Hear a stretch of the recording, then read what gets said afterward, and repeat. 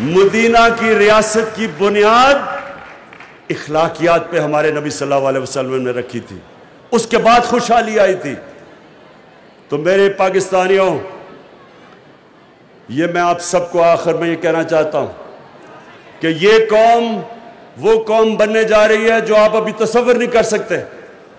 اللہ نے اس قوم کو سب کچھ دیا ہے، ٹیلنٹ دیا ہے۔ یہی نوجوان باہر جاتے ہیں، ایک سے ایک بڑا کام کر دیتے ہیں۔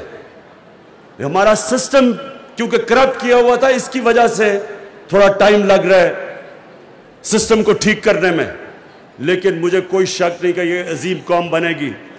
لیکن ایک چیز میں یہ بھی جو آخر میں آپ کو کہا کہ یہ بھی میرے ذہن میں ہے کہ کبھی بھی جب تک ہم اپنے اخلاقیات، ہم اپنے مورل سٹینڈرڈز اوپر نہیں اٹھائیں گے، ہم وہ ادھر نہیں پہنچ سکتے جدھر ہمیں پہنچنا چاہیے۔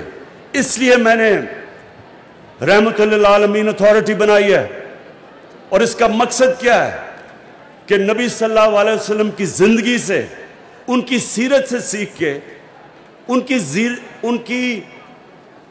کے کیریکٹر کو اپنی زندگیوں پہ اس پہ عمل کریں، ہم یعنی اپنی زندگی میں لے کے آئیں۔ ہم عاشق رسول ہیں، سب ہم ان سے پیار کرتے ہیں، لیکن جو ان کی سیرت ہے وہ اپنی زندگی پہ لاگو نہیں کرتے۔